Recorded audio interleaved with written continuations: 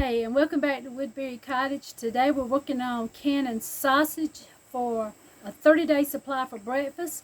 We went over to Bethune, South Carolina, to a grocery store over there and picked up all of our meats. We've got all of it unthawed. Rachel's over browning part of it because we do want to brown it a little bit before we put it into jars. We've got our jars boiling.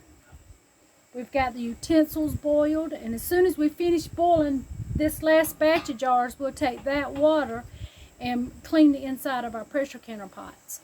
And it's going to be a long job, but we'll get it done. Stay tuned. All right, we're back now. We can see where Angie was talking about Rachel browning the sausage patties, and she's got it going. We got some already done. We got 2 frying pans going. And a little bit, we'll start putting these in jars and getting them ready to go into pressure pots.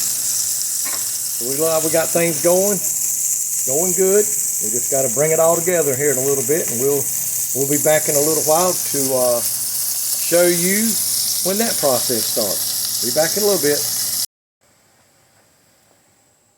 Okay, we got the pot boiling. We got the jars washed, the rings washed, and the seals washed. And before we went into washing all the pots, we did the math. Okay, we know that we got 60 sausage patties, we got 20 sausage links, and we've got 8 servings of deer sausage. So we estimate we're going to need 40 jars for that. The goal is to have a 30-day supply of breakfast meats for 1 month, for 30 days. So that's what we're working on today. So Russell went and got the pots for us. Rachel's browning the sausage. I got the jars washed. Russell's got the water going. We're almost through sanitizing the jars. Now, it is true that when they teach you how to use the pressure canner for canning meats, they say you don't have to sanitize the jars. But that's what they say. We wash our jars with soapy water and sanitize them no matter how we're going to can. No matter if we're pickling, no matter if we're water bathing, no matter if we're pressure canning. We wash them with hot soapy water, and then we boil them in hot water. So that's where we at right now. Okay, now we got deer sausage cooking. And I'm cooking it in the pan that I did the smoked sausage, just to give it a little extra flavor. I didn't wash the pan out. I just got through cooking the smoked sausage, and I threw the deer sausage right in, just to give a little extra flavor. Alright, so I'm packing in. I've cut the sausages in half, and I'm putting 3 halves in one of these jars, because I don't like a lot for breakfast, so that'll give Russell a whole and me a half.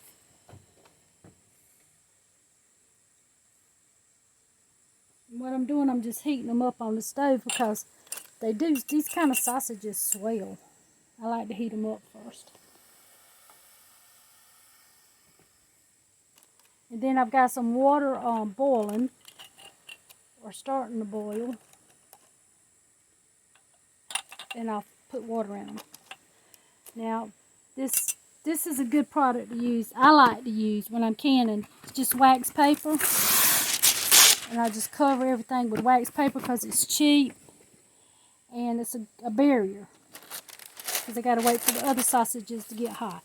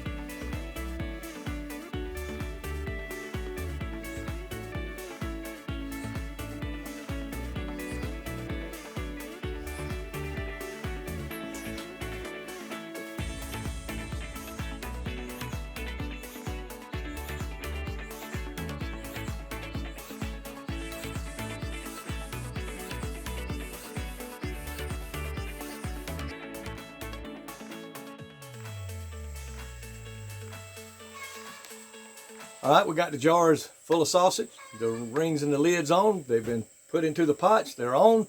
So now we're just going to kick back and wait for time to pass. So we'll be back with you in a little while.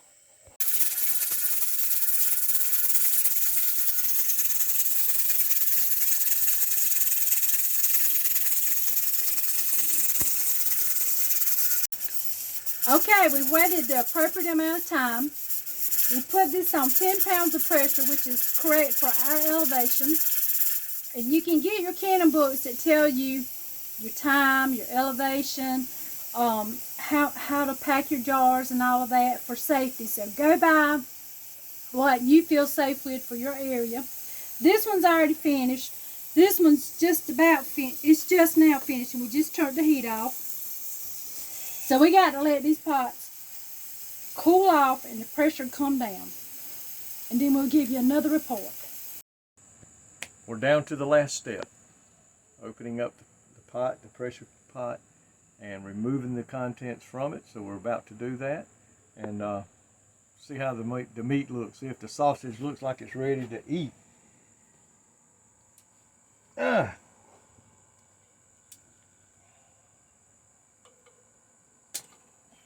Some of these things are on there.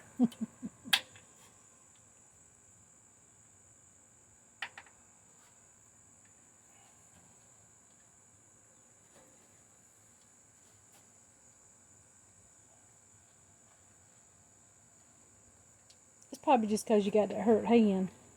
Remember you hurt your hand? Yeah, still waiting on it to get better. Had a piece of angle iron fall across my hand there. Fortunately, good Lord, it didn't break nothing.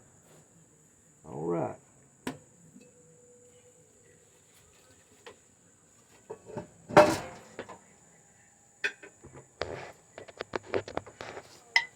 Oh, then I got a seal. Oh, that's one of the ones we had to put in there to keep them from falling over. I think say, wait a minute, where's the beef? There's another one. You don't want those jars to fall over in the pot, so. But that's one thing you can do if you come up a little short. Just take some jars and fill it full of water.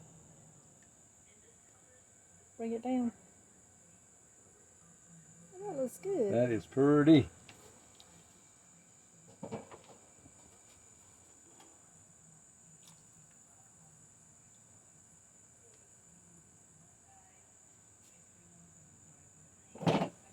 Feel on that cold winter morning. All you gotta do is heat it up. You ain't got to sit there and wait for it to cook. It's already done. You just pop the lid open, put it in the frying pan, and warm it up. And we do have a freezer, but we like to put food in these small jars because they're just the right amount for us, and it's so convenient. You don't waste food when it's just convenient. You know, the old saying is it's harder to cook for two than it is for a family of 4 or 5.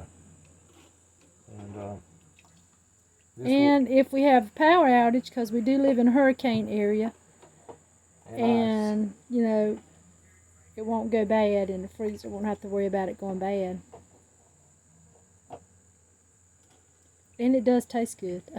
Yes. Especially the deer meat. Every time we can deer meat, we like it better. We like it better. You know, you don't season it before you put it in there. You wait till you take it out to eat. Mm-hmm. And then you'll, put salt, pepper, barbecue, whatever. I mean, whatever you want to put on your meat. And that's what we do. That's how you do it. And let's see if I can get this out. Not that way, I can't.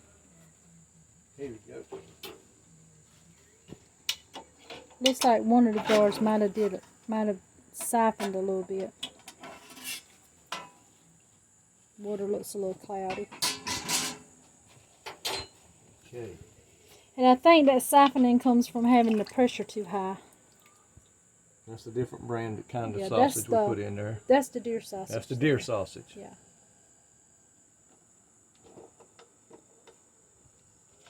And a friend gave us that deer sausage. That's the patty sausage.